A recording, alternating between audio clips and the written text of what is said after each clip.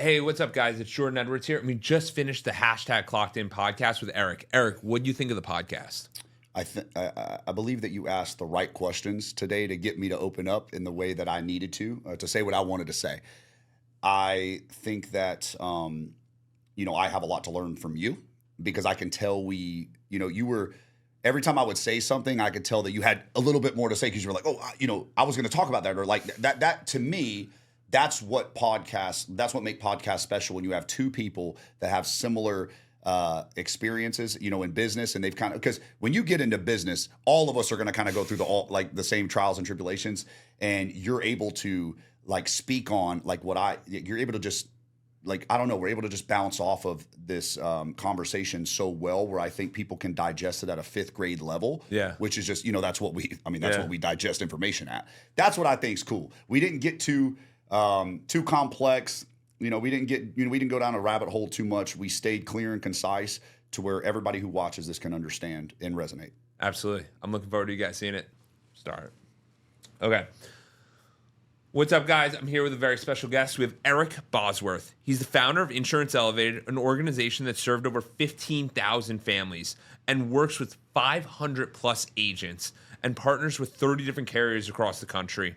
But what makes Eric's story different isn't just scale, it's journey. From dialing 500 to 600 calls a day, to betting on personal brand before it was popular, and to nearly going bankrupt after scaling too fast and rebuilding stronger. Today, we're going to dive in on what it actually takes to lead, build, and sustain a business in one of the most competitive industries out there. Eric, so excited to have you on the hashtag Clockedin podcast. Thank you. So for you mentioned that you scaled too fast, almost went bankrupt. What happened? How does this all occur? That's actually happened twice.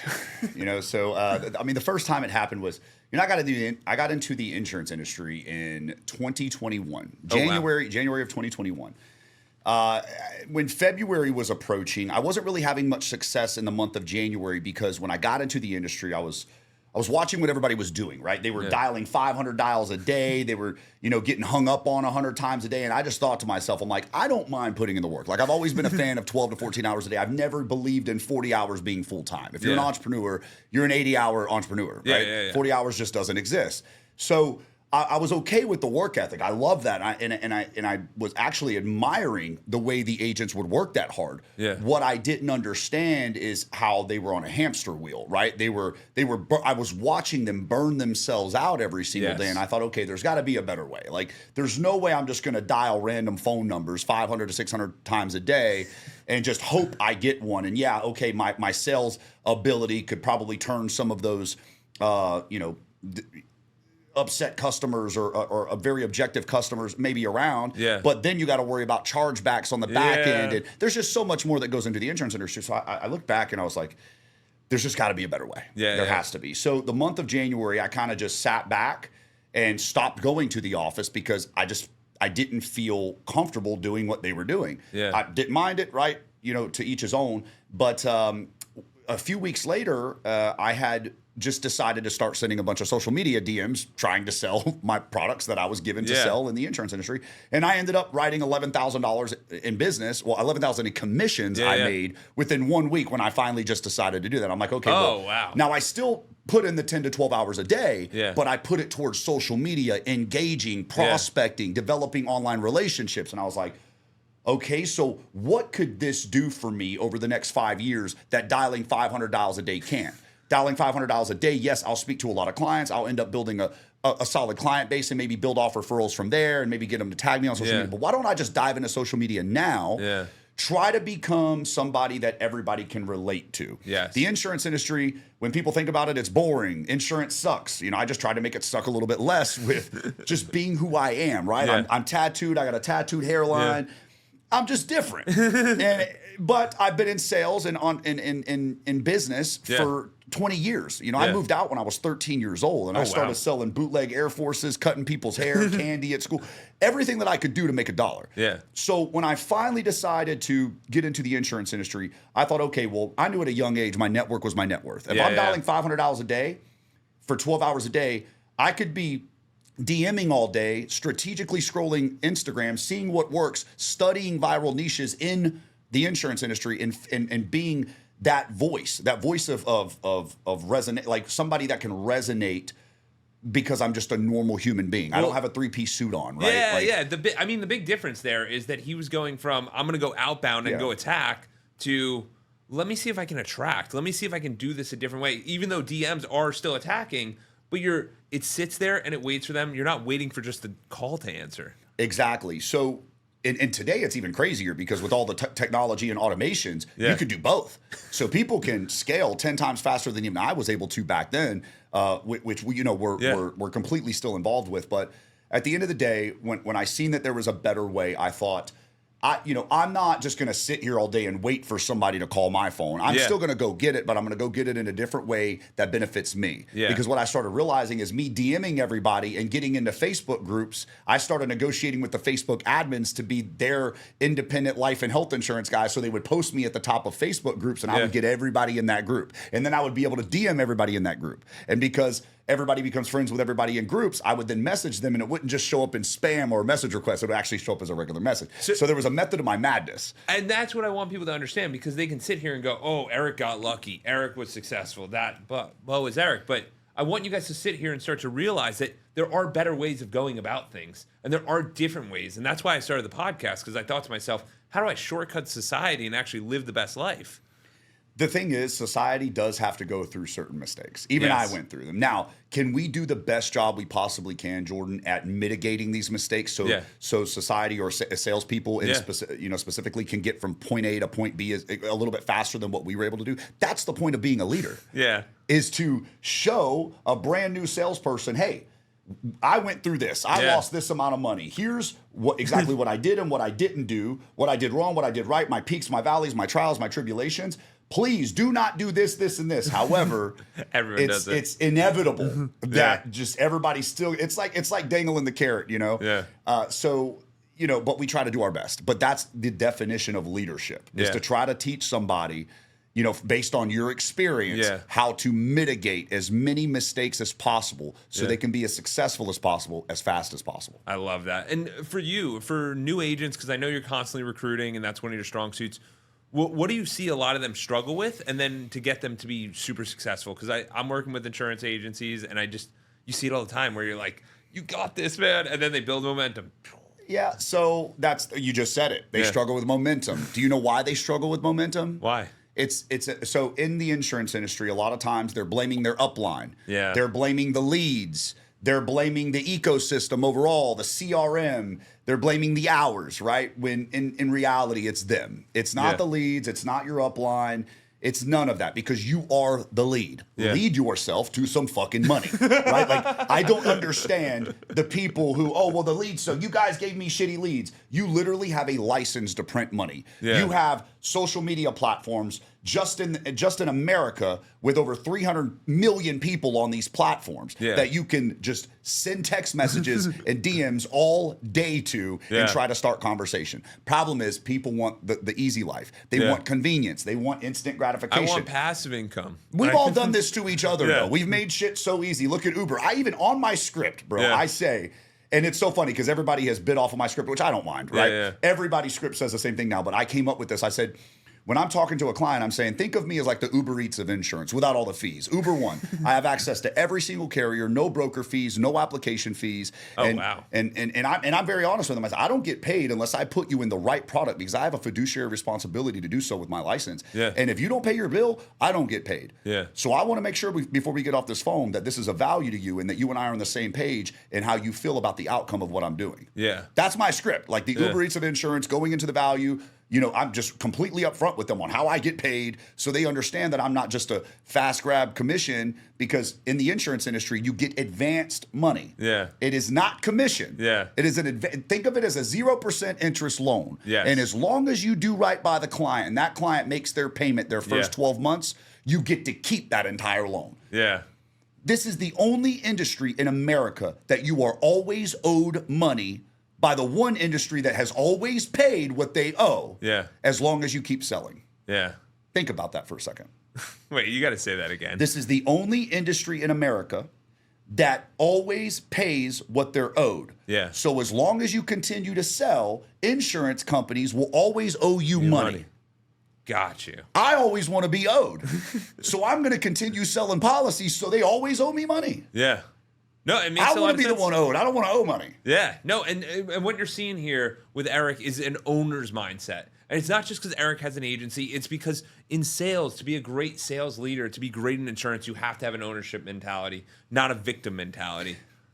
And that always starts in the mirror. Every morning that you wake up, you have an accountability mirror. You have to look in the mirror and understand what you're doing wrong and what you're doing right. You know the vices that you have. Cut them out. You know that you're not putting in 12. Look, I see agents all the time. They're in the office for 12 hours, but half the time they're endlessly scrolling. They're watching YouTube. They're not really taking it serious. And here's what happens. You talked about momentum earlier, right? Yeah. When a new agent gets on the phone after 5 hours of scrolling or watching YouTube and they finally get a live transfer or a client finally picks up, well, guess what? They're cold now. Yeah. They haven't role played. They haven't warmed up. They come into work late. Yeah. It's not a leads problem. It's not an industry problem. It's not an upline problem. It's you not getting the fuck out of bed and getting into the office at 8 a.m. You can legally prospect at 8:01 a.m. Eastern time. Why are you getting to the office at 9 a.m.? Is it a leads problem, or did you just cost yourself an hour a day the entire because you decided you wanted to sleep in because the Netflix special was going longer in the night?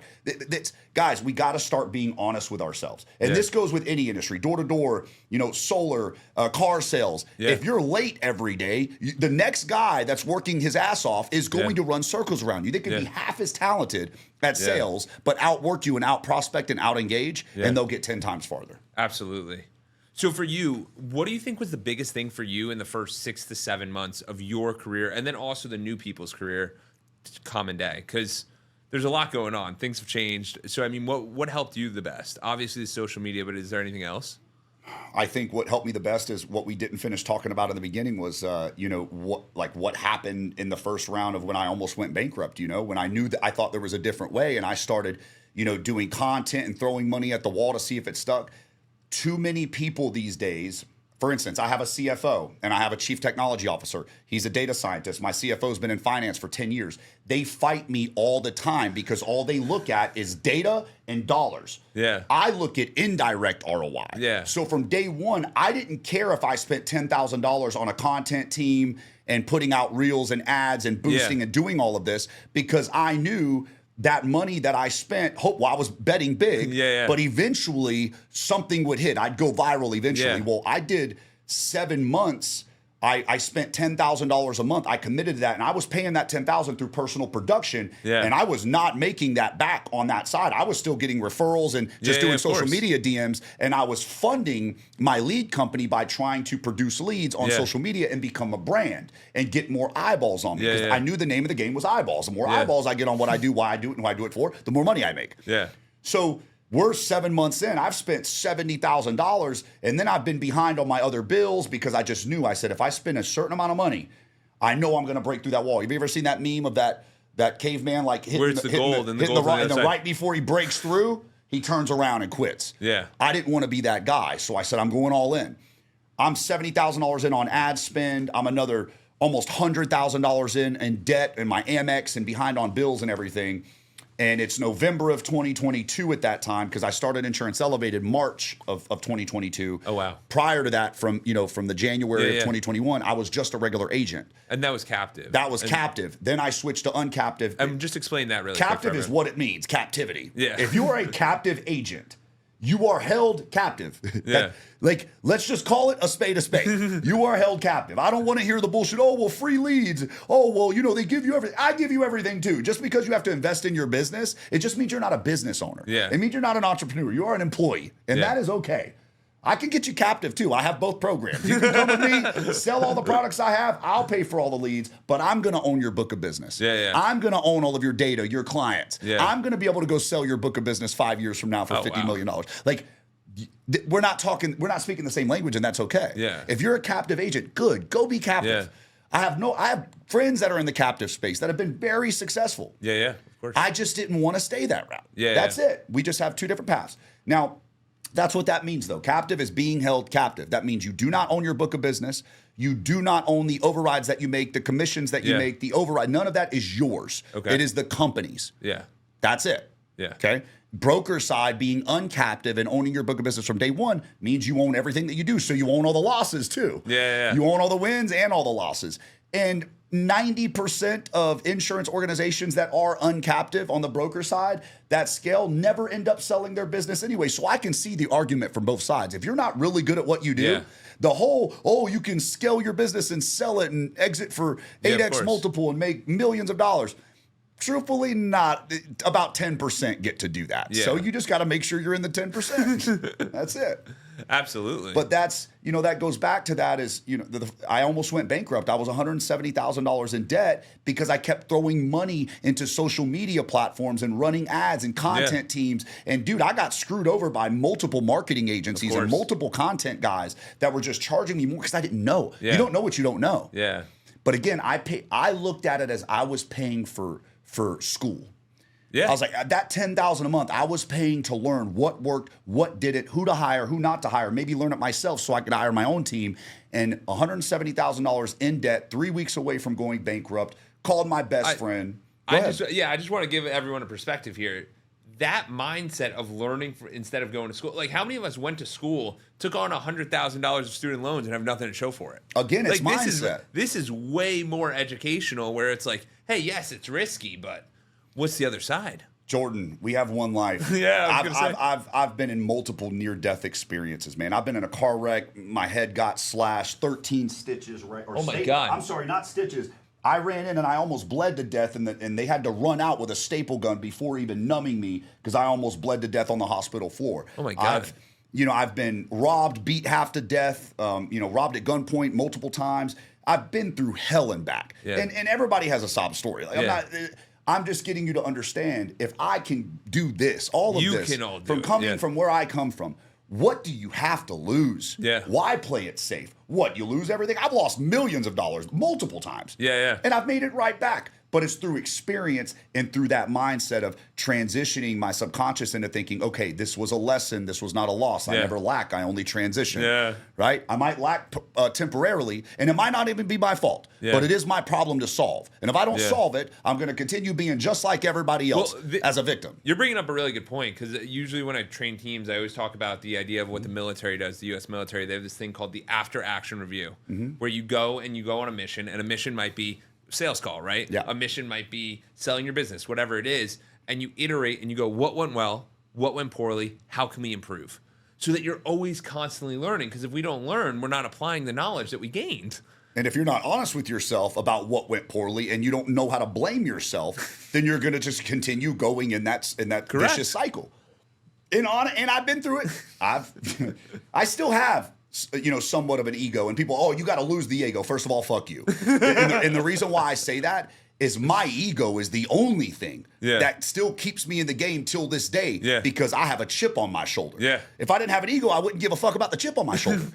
I care about proving people wrong. Absolutely. I never had role models. I had people I didn't want to be like. And those people, I want to prove that I'm better and I'm faster and I'm quicker because I put more hours in. I put those 10,000 hours in to win. And I want to instill that type of work ethic and mindset into as many people as possible, because competition is not bad. Neither is collaboration. I even collaborate with some of my competition right now so I can get in an even better position. So, but again, it's all about how you look at things. And the biggest thing I can tell you is I did humble myself to a certain extent because I needed to. And I started, the biggest thing that has helped me in business from almost going bankrupt 3 weeks away. Bro, I had one ad go viral, 3.4 million views in 24 hours and saved me from bankruptcy the first time. Oh my God. And that was God. That was nothing else but God. And I wasn't even the closest to God, but I felt it. And that's kind of what's transitioned me and made me start to think about things differently, especially as of recently. But I look at all of this and I think to myself, I'm like, okay, well, if I can go through all of this and I can continue to fight through, why? Okay, well, because I still do have somewhat of an ego. So but you got to balance it. You got to be humble. Like, you got to be humble in certain areas. Like around you, I want to put my humble hat on because you know things I don't know. And that's why I came here today to get on this podcast. I'm like, man, when we did our first we had our intro call. Man, you taught me a couple things on that call. So I'm like, okay, let's do this podcast and get to know each other a little bit more. I love that. And that's the whole point, is whenever we're talking to anybody or listening to anything, we're constantly learning from each other. And if you don't know, I mean, some people are more successful in other areas, some people are better in other things, but we can all learn from each other. And I think that's something really, really important. What do you think about where we're going in terms of technology and how society feels about the 40-hour work week, or still putting in those grunt hours, 80 hours a week, because it's so easy to do OpenClaw now, or, use Claude? Like, where do you think we're at over the next, year to 2 years? I want to hear your opinion on that. Okay, yeah. So with me being a coach, I think one of the most important things for us is finding our purpose and finding what we actually care about. Because you're absolutely right. A lot of things are getting taken off the table. We don't have to do the little things, but that gives us so much more space to actually decide what we want to do. Okay. Like, the thing I find really interesting about you is there's a lot of us who never broke that monetary bandwidth, right? We never thought, oh my God, what's life without money? Like, I don't need that. And that's where a lot of people are heading, because you're getting OpenClaw to do a lot of the things that you don't need to do. And that's coming down the line where it's like, hey, you're going to have a lot more time. Are you going to spend it on the TV, or are you going to spend it creating something that you actually care about? Got it. I like that perspective. I think that, it all depends on whose hands it's in, right? Yeah. Like, I look at myself as a director. I'm a creative. Yeah. I'm a visionary, and I have a scatterbrain. So I think that all of these tools help me take my scatterbrain and organize it in the best way possible. And, not for nothing, but when you have too many people in your head and listening to your ideas, not everybody wants the best for you. Not everybody wants the best for you. So when I go on ChatGPT or I go on Claude and I'm able to speak to that, it wants the best for you. Hey, it does. It wants the best for you. So it gives you different perspectives, and it gives you advice because it does the research so quickly and doesn't have a biased opinion. Like, it's going off of true data and analytics. And I think that that's a powerful thing if you do it the right way. Yeah, I mean, like, I had a pretty challenging situation that happened the other day, and I was going to call people and tell them and whine and complain, and then I go, I think ChatGPT has all the context, and then I asked it, I'm like, do you have the context? Because I've been reporting this in the same chat. It's like, I got the context. Give me the next move. Like, a lot of people don't think about that. Like, I used to have 3 different mentors and different, friends that I'd come to for different advice and things like this. But then I started thinking, well, a lot of these people haven't been in my shoes. They haven't done what I've done. Yeah. So is this opinion coming from, secret animosity, just simply not knowing? But now you have all these tools and all this technology at your fingertips and knowledge that you could just have instant access to. Just please do the right thing with it. Absolutely. So one of the big things with you, Eric, is that you were able to, I think, and this is something I find really interesting, is redefine your identity, right? So a lot of people would go into the captive environment and they're like, I'm going to build here. This is going to be my life. I'm never going to leave. You go and you're like, I'm going to build Insurance Elevated. And you even told me that had a couple iterations. So it's just what allows you to keep growing, keep going, because there's so many of us that want this, but it's hard for us to really redefine ourselves. I think, and this is just me speaking from the heart, man, I'm self-inspired. Yeah. I've been obsessed with the game of just figuring things out. Yeah. A lot of people call themselves problem solvers. I call myself a problem finder. I genuinely love to just find new problems in specific situations and then get the right team around me to help solve these problems. And just once that problem is solved, I don't sit there and reap the benefits from solving that one problem. Yeah. I jump right into the next one. Yeah. Because yes, money was important for me. It was. For a long time, I was in survival mode, and money mattered. Yeah. It mattered a lot. Nice things mattered to me because I never had nice things. Yeah. It did. But so did giving. Yeah. I make sure to always give as much as I receive. And I got to a point to where my purpose started to transition into my subconscious, where it wasn't just about me surviving. It was about me genuinely helping the person next to me, like helping thy neighbor, and putting as much of my experience and instilling that into the younger generation, or just individuals that haven't had the same opportunity as me. And I go and show them that this opportunity is for everybody, because if I can do it, you can do it. So that was that transition for me. And that's when I knew, okay, I was put on this earth to be a leader, to genuinely lead. I didn't believe I was a leader at first, but I focused on developing my belief system as I started to make more money and as I started to create a bigger impact. But you know what was the number one thing that helped me with that? What? Was putting my story out on social media and getting the positive feedback. See, yes, you're going to get negative and positive feedback, but really listen to the random text messages that you get when you start putting videos out about how you made somebody's day, about how you change the trajectory of somebody's life because of a certain video that you put out. That moved mountains for me. That made me feel so important And because there's days that I lay on my bed, I'm like, why do I do this? I've been betrayed. I've been lied to. I've been cheated on. Why do I still do this? It's because of that random person, that random stranger that got something out of one video that I put out that changed the trajectory of their life. Now that I know that that's happened enough, that has subconsciously changed my belief system into knowing that I can do better. I can do more. I'm ready for a bigger platform to help more people. Yeah. There's two things coming up, and I don't want to interrupt you, but No, go ahead. First thing is, I actually had a similar experience. So with me, when I started posting, you would get these comments and people saying like, "Oh, keep going, you're doing great." And then it's like, "Yo, you kind of changed my perspective there." Yeah. And then it's like, "Yo, like I was down bad, and like this really helped me." And I'm like, "Down bad? What does that even mean?" And I'm like, now I'm looking it up and I'm understanding. But what really helped me there was each time I got one of these, I took a screenshot. And all of you in the audience can do this as well. Screenshot them, and now I have a folder in my phone, and it says motivation. And if I'm ever feeling down, you're lying in bed feeling down, you just look through the photos. And it's like, dude, get up and get to work. Yeah. Because here's the thing. Yep. Here's the thing I like about Eric, and what he might not be realizing is as he keeps going, as he keeps building that muscle, he starts to validate himself. And it keeps going, wait, I can do more. Wait, I can do more weight. Wait, I can sell bigger deals. Wait, I can do bigger things. And as we do that, what ends up happening? Confidence. But none of this occurs if we don't take action. Confidence, experience, just overall having an expertise in a niche that a lot of people need your help in. 100%. And you're there for them. It's funny, and I want to tell you a quick story. I was in Art Basel in Miami a few months ago. I do love my house music, and I was out with some friends of mine that were from Orlando, where there's a guy that's been following me, and I've been following him, and we've been friends on Facebook for years. And he's a very successful individual. I mean, 10 years ago, he was driving Lamborghinis, mansions, et cetera, always, solid investor. He sees me because we're hanging out with the same group. He comes up to me and he's like, "Hey, man, I know we haven't, met in person officially yet, but he's like, I've been following you for a while. I've seen your come up. I've seen your ups and your downs." And he's like, "I know about your ups and your downs because you actually tell your story and you're real and you're raw." He's like, "You're one of the top 10 people of my, most influential people in my life." And I said, "What?" Like, this was mind you, I've been drinking, like I'm hanging out.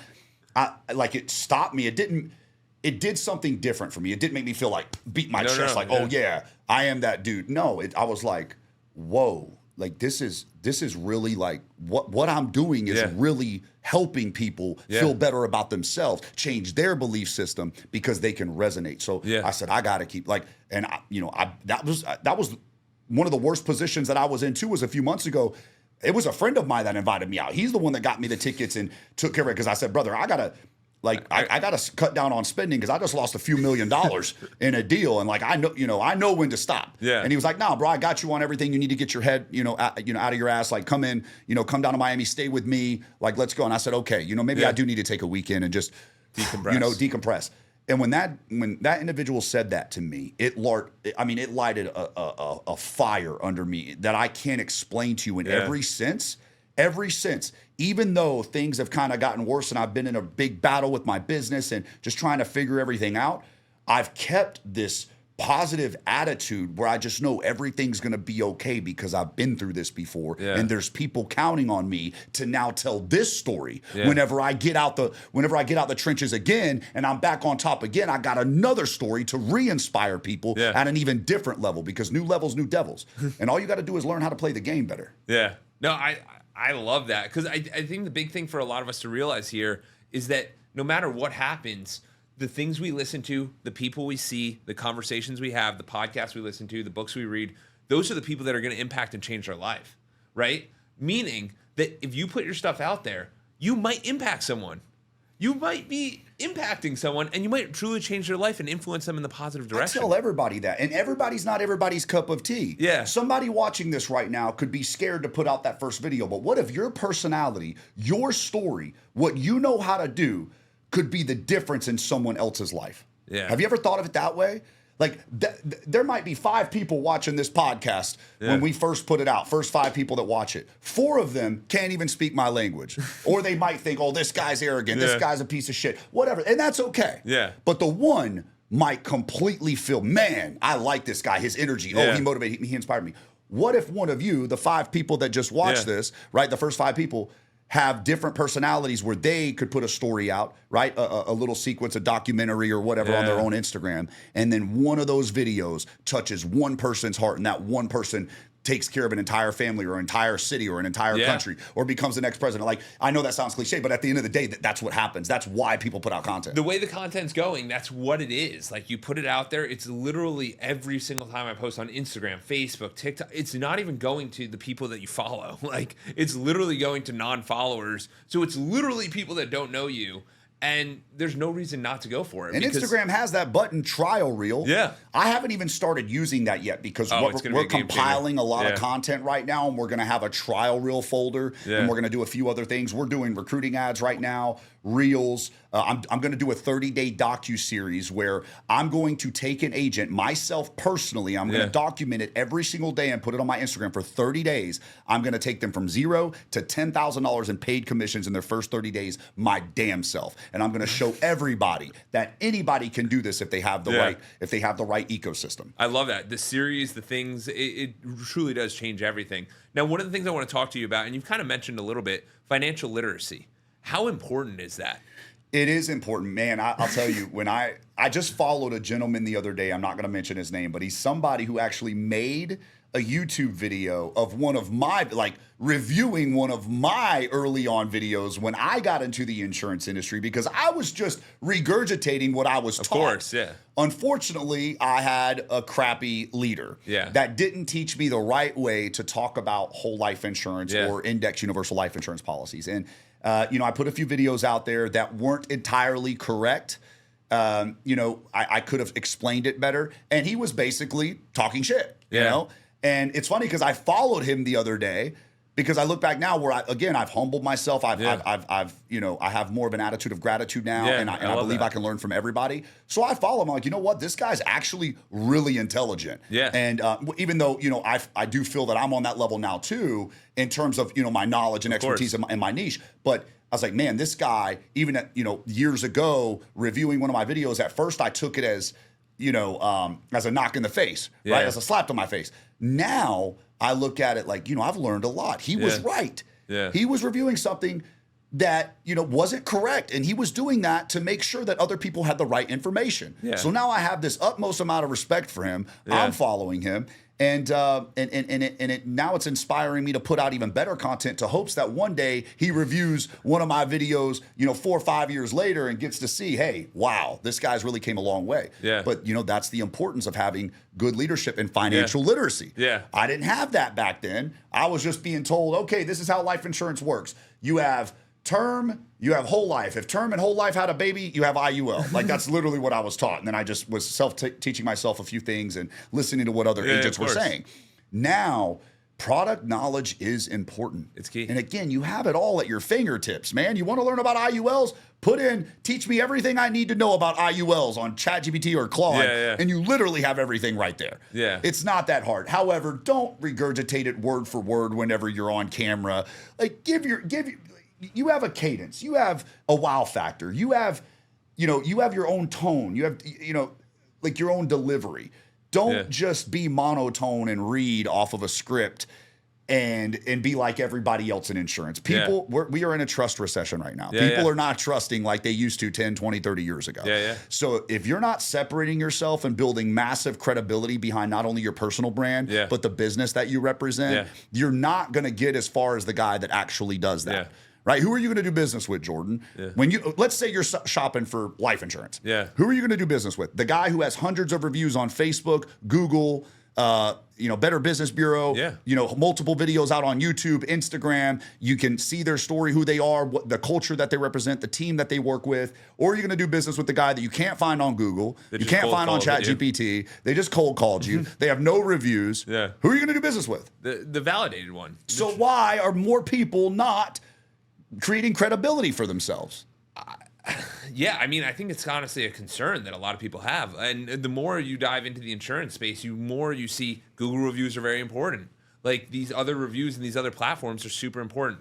Eric, I got to have a question because I know I'm curious. Your energy is immaculate. What do you do, man? Like, you want to know what's okay? You want me to be completely honest with you? Yeah. Okay. So here's what's happened recently. Okay.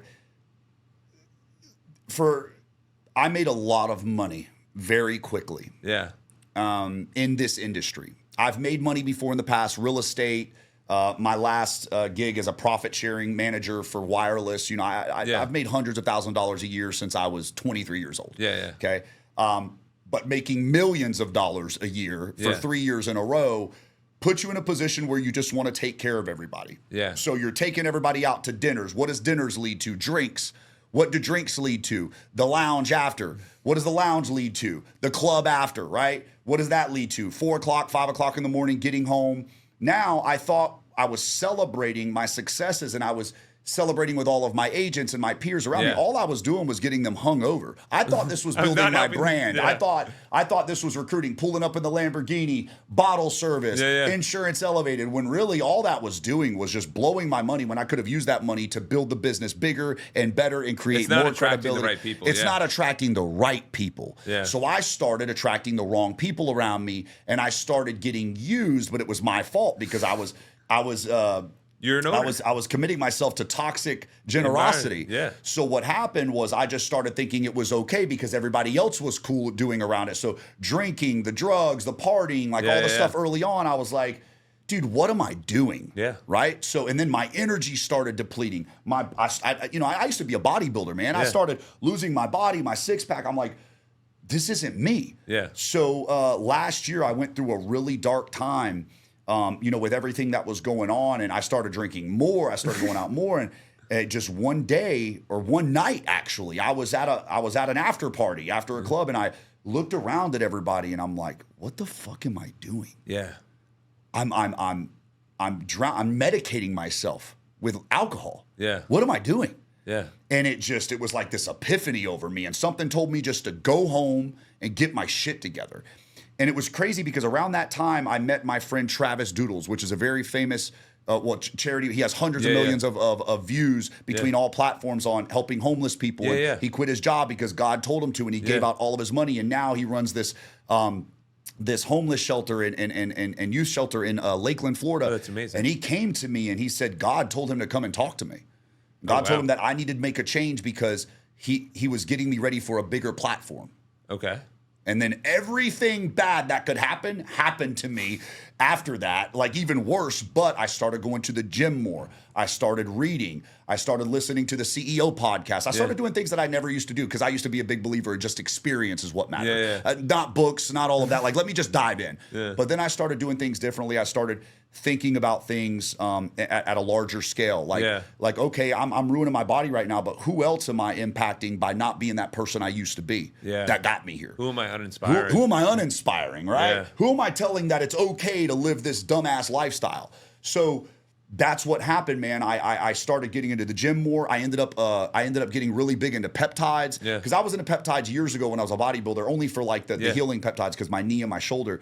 But got into peptides. I started eating better. I got on a very strict meal plan, and then every 60 days now I do a 3-day juicing fast, which was really cool. That made my energy level spike like crazy. And I have gut issues sometimes because I would eat out a lot. I'd always eat out with these seed oils. So there's just there's a multitude of things that I could talk about that got me to the energy levels that I'm at now. But the main thing is I cut back the partying way less, man. I'm not out every weekend. Like if I go out one day a week, like that's a lot to me now. Yeah. Right.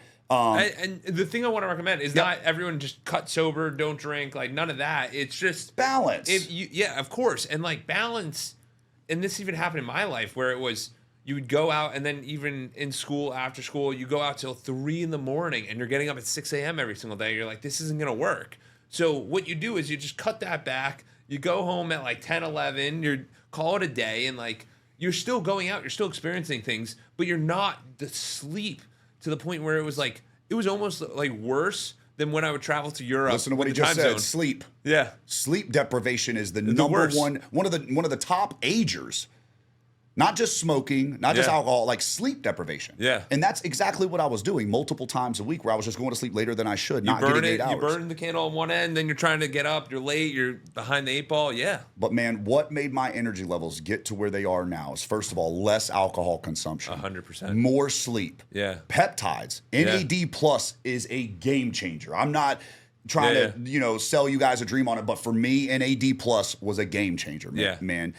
Being in the gym 4 days a week, less volume though. Like I'm doing upper body now, then lower body. I mean, let's take a moment to shout out Mark. Like I saw you this morning. Yeah, man, Coach Mark, he's incredible for functional and mobility training, right? Yeah, I'm used to just lifting weights, It's not- bodybuilder, yeah, let's have you- but no. but not realizing like there's a lot of little muscles that you don't work, and I like to golf, and I didn't have like good rotation, so it's just everything. I'm doing functional and mobility training now, peptides, more sleep, less alcohol, more electrolyte water in the mornings.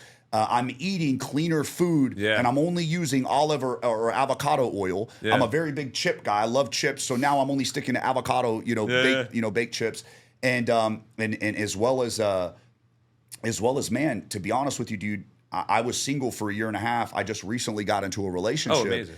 And I met a woman that is either as or if not more motivated than I am, more inspired, has a great career, extremely intelligent, owns 2 properties. Like I wake up every day where my mindset is like, dude, I got an equal like part, like somebody who's just as competitive and as outgoing and gym. And she's a gym goer just like I am. So it's a multitude of things. But honestly, man, I didn't believe for a while that a woman could make a man 10 times better. Yeah. And the wrong woman could make a man 10 times worse. And I finally know the definition to that. Yeah. So if there's anything that outside of just taking care of your health that has made my energy levels like this is, first of all, this is inspiration, brother. Yes, I drank 200 milligrams of caffeine this morning. I drank a Ghost energy drink, but I was with Coach Mark this morning working out at 6:30 a.m. I saw you. My energy levels, I can compliment to taking better care of my health, if you want to summarize it, and finding an incredible woman that wakes up every single morning and makes it a point to inspire me. And every single night, she speaks positivity into me, so I go to sleep with positive affirmations. Yeah. No, and it's super, super important. And the big thing I see with relationships is you have all these people that are like, I'm at a 5 right now. She's at a 5. If she loves me, then I'll be at a 10. And it's like, no, you both want to be rocking at like an 8, 9, 10. Come together. Now we're at 100. Exactly. There's no 50-50. It's 100. Yeah. Like we go 100. Now, are we going to pick out what I take care of, what she takes care of? Yes, that's great. Like I'm a king. The woman's supposed to be the queen, and that's an equal. Like yes, it's equal, but why do we do the 50-50? No, it's 100-100. Like we both need to be on Super our. And Tony Robbins says it all the time in his conferences. He's like, you fall in love, everything's great. First couple months, you want to take out the garbage, you want to do this. And after a few months, you stop caring so much. You stop trying to impress your partner. Never stop impressing the people that reciprocate that impressive value to you. Like, I have a couple close friends that always try to outgive me. Now I found a woman that always tries to outgive me. Now I got some of the coolest people in my life that I can call my best friends and like my family. And now I have a woman that does the same exact thing that they do and always try to outgive. So when you're always trying to outgive, the power of reciprocity plays a role, and man, it's a beautiful thing. I love that. So for people in the audience listening, what can you do? What can they do? Because you talked about how you have great friends, great family. What needs to happen to really make that friendship occur? Because I know some people are like, I'm having trouble with it. There's a loneliness thing going on. There is a loneliness thing.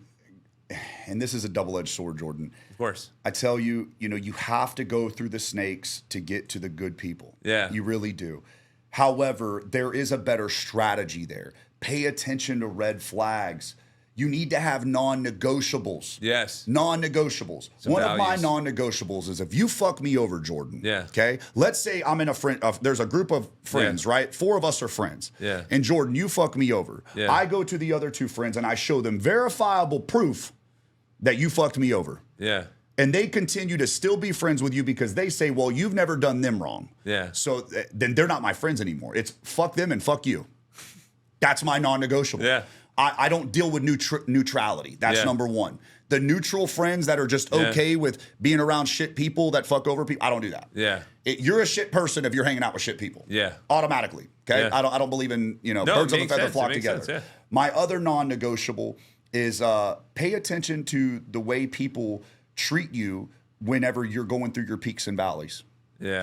When you're at your peak, look at how they treat you. When you go in a valley, whether it's spiritually, mentally, physically, financially, emotionally, see how they treat you then. Pay attention to that. Don't just be like, oh, well, I'm going through shit. Maybe they are too. No. See how they stand up for you. See how proactive over reactive they are. Yeah.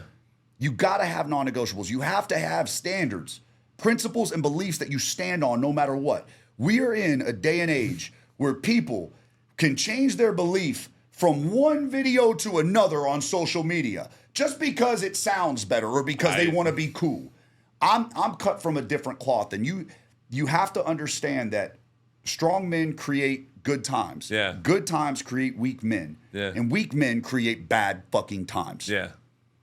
Let that sink in. I learned that from Tony Robbins as well. Of course. I met him personally, incredible individual, one of the people that I look up to, one of my mentors, and he doesn't even know it, right? He's just he's a lot of people's mentors, I'm sure that they don't know, that he doesn't know. But at the end of the day, pay attention to how other people are when they're in peaks and valleys. So if you call people friends, see when something happens to them. Do your due diligence when they start talking about everything bad that happened to them. Yeah. I tell people, I tell my own friends, show me proof. Yeah. That person did that to you, or you're going through this.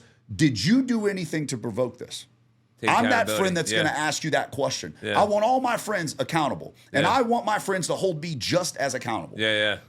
Does that make sense? I love it. Yeah, I mean, because the truth is here, guys, accountability is what's going to hold us up. Whether you want to build that business, you want to ask that girl out, you want to live the life that you choose, accountability is the only thing that's going to hold you there. And there are so many people that will give you feedback on things that they are no merit to, and it's just not true. And be okay with having uncomfortable conversations. Yes. Stop being a bitch. If you don't like something and you got a friend, talk to them about it. Yeah. You might end up developing a better bond because of that. A better friendship because of that. Yeah. And then you understand that line of communication is there for in the future. You don't let animosity get in the middle of a beautiful thing, a beautiful friendship. Yeah. Too many people hold things in for so long, and then it comes out and it might come out very wrong, and it ends something that just could have been so special if you just would have communicated and engaged from the beginning properly. I think that's absolutely incredible, because you're absolutely right. There's little things that piss you off, and then those things just build and build and build, and it goes like, fuck that guy. And it's like, no, that's not always the case. Like, you let it build up too much, and you didn't actually have a real conversation with him. Hey, man, I really didn't appreciate how you did this, this, and this. Let's do it differently this time. And if they don't do it differently, then it's like, you're done. So a part of communication or communicating engagement is a part of focusing on something. When you're focused on something, you pay attention more. Yeah. Right? And what you focus on grows. Yeah. So focus on your friendships. Yeah. Focus on your significant other. Yeah. Deal in the power of reciprocity as much as possible, because I am a huge believer in giver's gain, but give the right way. Don't give how I gave. Don't give a bunch of loans out to people without proper legal paperwork. Don't pay for people's dinners that didn't deserve it all the time just because you think you're building your brand. Yeah. Don't put yourself out there, and don't overshare information all the time to people that you might not even think or might not even realize aren't there for your best interest. Yeah. It's very important to hold certain things in. Very important. Our abilities to do that. And it's hard in this environment where you want to you want to share everything, but it's like, hey, there's a lot of stuff you got to keep to yourself and keep it that way. Now, with the podcast, what I've been doing over the last 100 episodes is I asked the guest. I didn't even ask. Have you done over 100 episodes? I've done over 300 episodes, actually. That is incredible. I got to give you a handshake on that. No, we've been doing it for 5 years. Most people give up after the fifth episode? I know. It's sad. Most podcasters give up after the fifth episode. You just heard Jordan say 300 episodes. Let that sink in. Each episode has preparation. Yeah, of course. Right? Maybe 3 to 5 hours worth of prep. Each episode is an hour long. Yeah. Right? It takes Jordan time to drive here, to drive back. That's incredible, bro. I just want to give you your props. I appreciate that. Yeah, so I've been doing the podcast for a long time, and one of the things I started doing at the end was asking them about my 5 pillars of Edwards Consulting, which are mental health, physical health, community service, philanthropy, spirituality, and relationships. I wouldn't ask you. I forgot to ask you during the prep, but I want to ask you anyway because you mentioned all 5 of them basically today. So on a 1 to 10 today, and the reason I do this is because it humanizes us. It humanizes you to the audience. So mental health-wise, Eric, where are you on a 1 to 10 today, and why is that? And maybe a tip for the audience. Mental health-wise, today I'm probably at a 5. Really? I'm probably at a 5. Although, remember, the 1 to 5 is actually the positives, right? I'm looking at this as a split. Okay. I'm going to tell you I'm at a 5 because, again, a phenomenal woman walked into my life. here recently. A couple really good, faith-driven friends have brought me to church. As of lately, it's kind of gotten me more in touch with my spiritual side to keep me positive through some of the darkest times of my life. But on the other side, right now at this second, I made a very large mistake in my business and gave people control over my business that should have never had control over it. And my business is my baby. It's something that I worked for my entire life, that I've gained expertise on to be able to build something this big and impact this many people, for somebody who was never in this business to come in and literally rip it apart and take everything from me that I can't control as of this moment.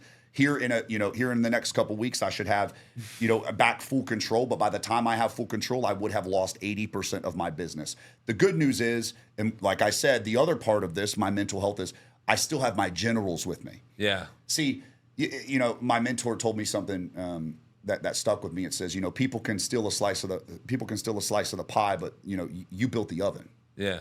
You go make another one. Yeah. So right now I'm trying to stay positive, but at the end of the day, I'm still fighting demons day in and day out. And sometimes I get quiet and get in my head and think, man, what if I would have just made this decision? Yeah. What if I would have just did this differently? Yeah. What if? At the end of the day, even at my level, even with how positive you hear me, my energy levels, I'm still going through shit. And guys, we all are. So don't ever listen to these highlight reels on social media on these guys thinking that they got life figured out, because even at the highest level, people fight demons. And right now I'm fighting them myself because I made a bad decision on a partnership that went south, and I gave too much control and I overshared too much information with people that did not have my best interest. And it lost me millions of dollars. I still have my ecosystem, my generals, all of my intellectual property that I know I can rebuild, because they're not me. Yeah. They're still, you can steal, but most people can't keep what they steal. Yeah. Because they don't have the sauce to continue building off of that, because they never built it in the first place. Yeah. That's why I like being a founder over a COO or over a GM or over a region. I'm a founder. That means I can go find more shit to build, right? But again, my mental health has taken a hit. Yeah. Working out, taking care of my health has helped. Having a good holistic view on it always helps. Like that's what's helped. The spiritual view, the holistic view, holistic perspective. Yeah, because I actually had a guest come and speak to my group.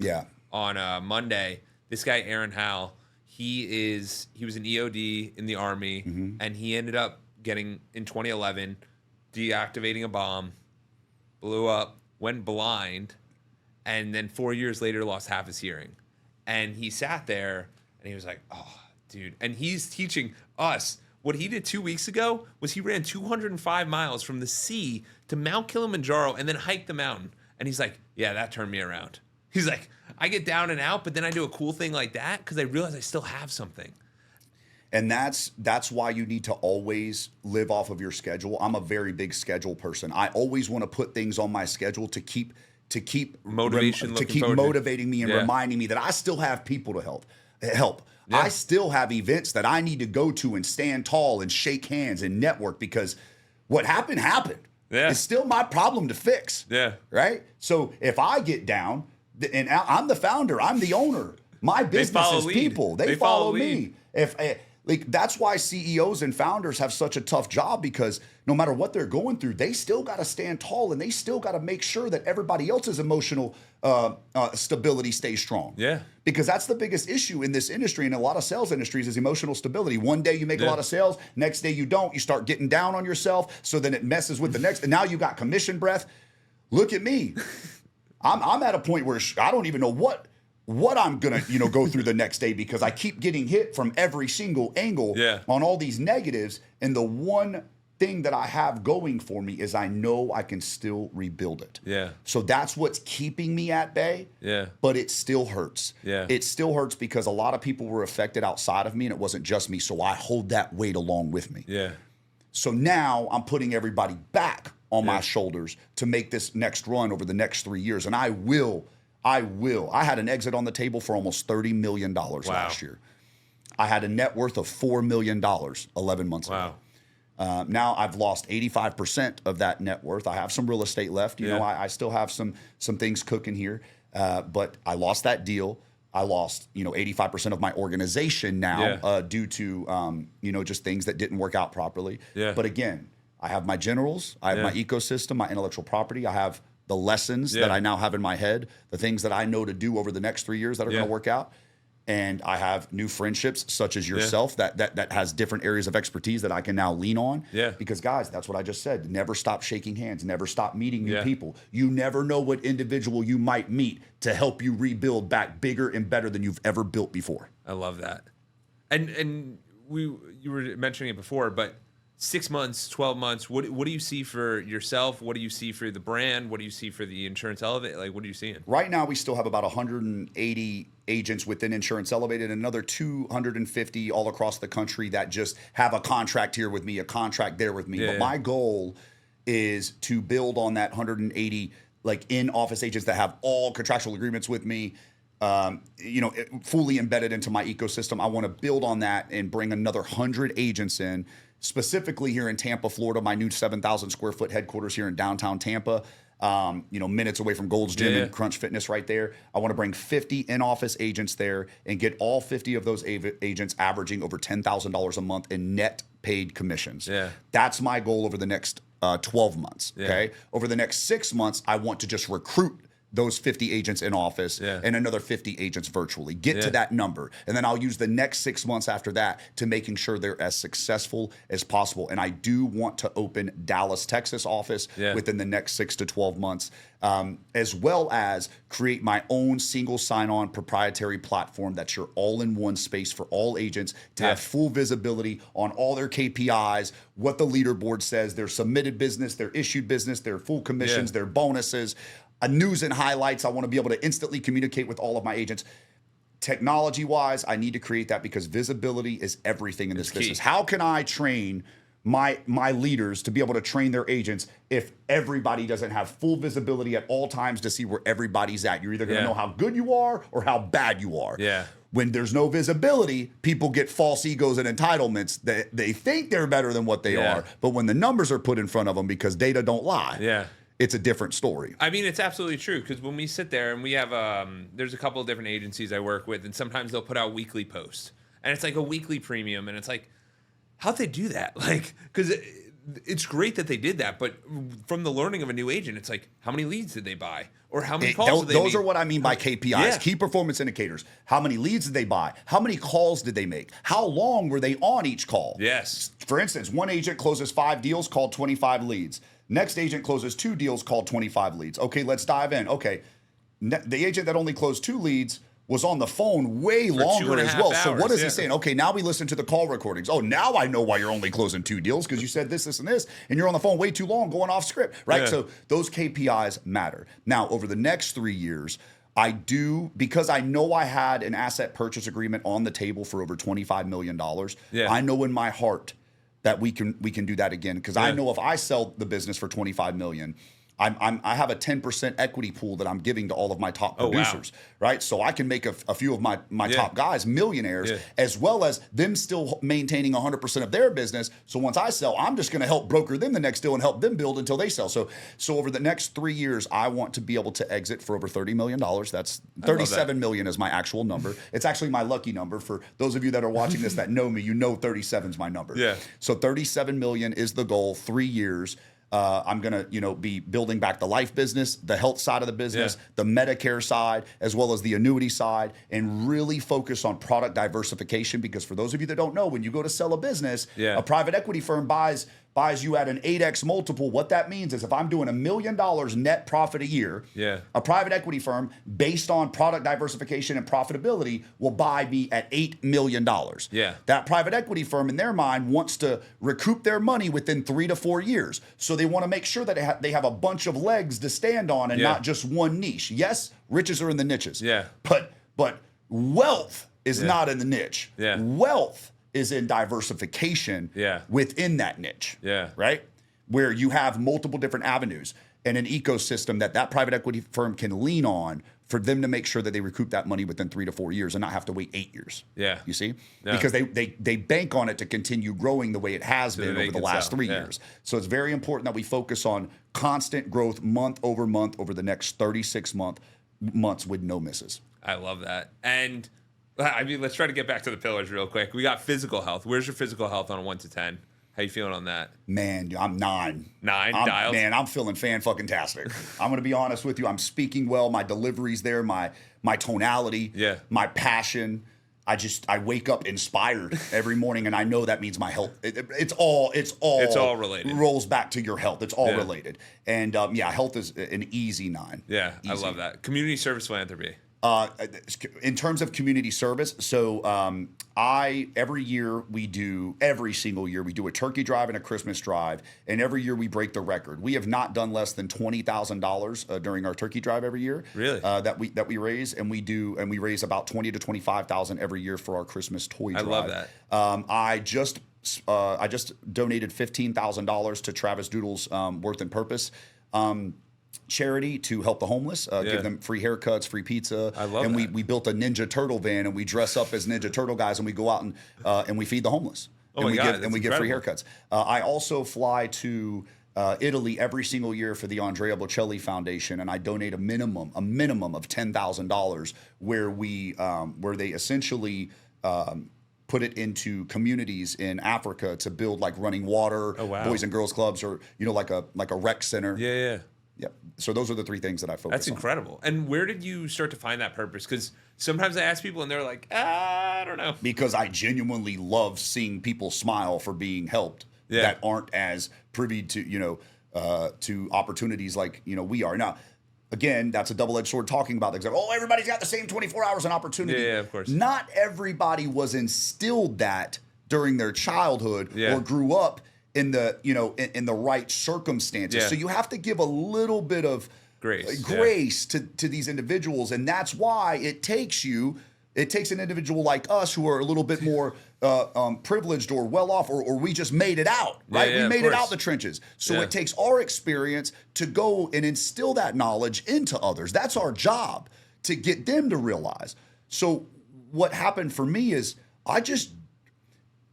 honestly, it was when I realized that I didn't have to live above my means anymore. I started learning how to live below my means. So I started creating a nest egg, and I started understanding what now. Yeah. Well, what now is to go help others. I've already put myself in a good situation where I don't have to feel like I'm surviving and look at every price tag anymore. Now let me go try to help others. Yeah. And I do believe in 10% of your income should go towards helping others. I love that. No, I think that's absolutely incredible, because there's so many of us that just, I need more. And it's like, dude, that's just not the case. No amount of alcohol, drugs, partying, celebrations could ever make me feel better than seeing a kid get the Christmas they deserve, or seeing a kid get food in their home, get shelter for Thanksgiving, and a turkey on the table. Like, nothing compares to that. Yeah. And I'm sorry, but if you don't feel that in your heart better than everything else, you're just a shit human. Like that, I don't know. I don't know how else to. No, it's true. It's like, true. I really don't. A lot of us don't even view life that way. We don't look at the fact that, like Tony Robbins, you mentioned him. Dude, it's like $1 and it will feed a whole family for a week. Like, you don't realize these food drives, like, the money goes so far, and there's so many countries where people have nothing. Here in Tampa, I ask you all, go visit Metro Ministries in Tampa. Yeah. Look what they do. You can drive up there anytime you want and drop off anything you want to give to the the lower income. We have so much abundance. Less privileged. Yeah. We have so much abundance. You can't sit here, and it's funny because I went to church a few weeks ago for the first time. So this is good. So I'll dive in. The next pillar is spirituality. Yeah. So I go to church twice a month, 2 Sundays, and this is as of recently. I'm not going to tell you that I've been doing this over the last. I haven't. I got some really good friends of mine, Xavier, Luigi, and Travis Doodles, that go to a church here in Tampa that I've been to a few times, and we've done some charity there. We gave out 200 pizzas the last time. Yeah, the last time we were there. Awesome. We took the Ninja Turtle van. It was cool. It was cool. It was cool. So as of recently, I went with my girl to her church here in Tampa, and it was funny because it's my first time there. And guess what they're talking about? I have no idea. Tithing. Oh, wow. The entire 45 minutes, hour was tithing. And she was like, oh, man, like I brought him here and like they're talking about like, because she didn't know about that yet. And I'm sitting there and I'm like, no, I mean, he made really solid points. Yeah. He made everybody understand why it's important, what it says in the Bible, what's different, because, you know, there's a couple parts in the Bible that people think contradict each other. Well, from the New Testament, Old Testament, and like, and I'm just sitting there just letting because I already believe in it. So, but it's just funny. My first time being there, they talk about that. But when it's all said and done, if you're living a decent life, the main problem is people living above their means. That's why you can't give. Live below your means longer, even push it even longer than when you think you're ready. Of course. Keep going as long as you can possibly go. If there's one thing that I would have done differently over the last few years, it's when I started my business, I drove my ex-girlfriend's Honda Civic for an entire year. Yeah. And then even when we were in our second year, we still shared one vehicle. We got a BMW, but we shared one vehicle. Our rent was $2,200 a month. Yeah. And we had an office, and I scaled the business and put everything on the content and social media. And I did not go out. I went completely sober, not even soda, for 11 months. Yeah. Like I was just electrolyte water dialed, meal prep 6 days a week, 12 hours a day. I popped out two years and 4 months later, a millionaire. Wow. A legit Chase Bank checking $1 million, like millionaire. Wow. And that's when I finally, started going out, spending my money. And then again, I was making a hell of a lot of money. So I was going out spending and I was still saving. Yeah. I went from $1 million to $4 million. Yeah. But I could have went from $1 million to $8 million if I would have still just lived below my means for one more year. Yeah. And right now, guys, $1 million doesn't mean what it used to just a few years ago. Like the number's 5 million. If you don't have 5 million saved, anything can happen to you. Yeah. Mark my words. So I think when it comes to spirituality, no matter how much I make, my spirit's always going to want me to give back at least 10%. Yeah. Because I feel that that's the right thing to do. Yeah. What more do we got to talk about besides it being the right thing to do? Yeah. Live below your means so you can do the right thing. Yeah. That's I love that. I love that. And I love how you pull out the financial literacy with it, because it's so true. A lot of us are like, I can't. And it's like, dude, you got too much house. Like, well, you got too much house. Yeah. You got too much car.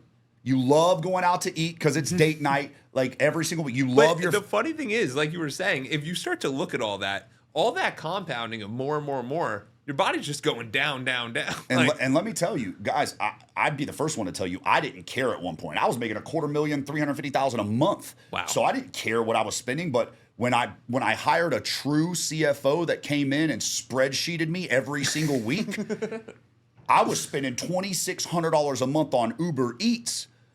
Do you know how bad I wish I had that $2,600 a month back right now that I'm not doing $350,000 a month anymore? Yeah.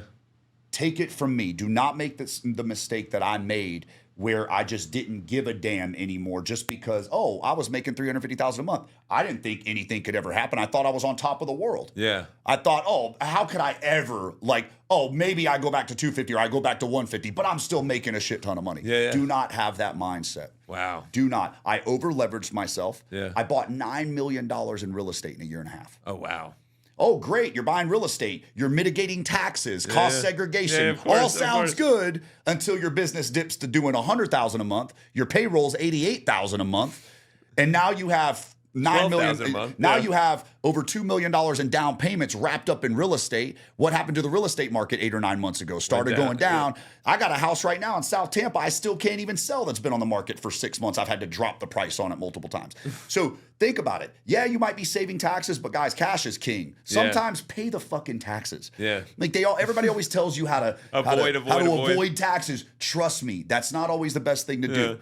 Sometimes pay the taxes so you can show the income and keep some cash in hand and keep it moving. Yeah. So you can also go and apply for bigger loans and bigger credit so you can build off of other people's money. But you can't build off of other people's money if you're only claiming $10,000 on your business and you made $200,000. Yeah. No, you're absolutely right. Absolutely right. And the final pillar is relationships. You mentioned this throughout the podcast with. Yeah, I kind of answered all these. Yeah, pillars, you kind of. But I like it. I like it though. I like the summary. So anything with relationships, any tips, tricks, anything? Again, pay attention to red flags as early on as possible. Do not let them go in one ear and out the other just because of the green flags that you see or the feeling that you get when you're around those people or what they can do for you. And also, don't let a green flag be, I've been friends with them for 20 years. Yeah, that is not a green flag. The definition of green flags, I think, need to be clarified as well for a lot of people. I might do a reel on that soon. You should, because I literally did a coaching call, and this one guy, he's like, yeah, I got kind of pissed. Like, this guy I was friends with, he didn't invite me to his wedding. And I go, were you friends? And he's like, well, we were drinking buddies. And I'm like, when? And he's like, in high school. We drank together in high school, and now we don't drink together because we live in different locations. And I'm like, like... Yeah, and when people do things like that, it's okay to still be their acquaintance or still go drink with them, but keep them at bay, keep them at a distance, keep them right where they're at. Right? There was a holiday party that I wasn't invited to by somebody who I thought was my friend for the last 15 years that we golf all the time together, we talk to each other, and he invited my business associates and everybody else and didn't even invite me. And I did feel some type of way. So now I keep him at a distance, and he ain't coming to my damn holiday parties. At the end of the day, I'm not just going to let that slide and still let him, be involved in all of my events or anything like that. But again, when it comes to relationships, guys, they're a necessity. Nobody wants to be lonely. We weren't put on this earth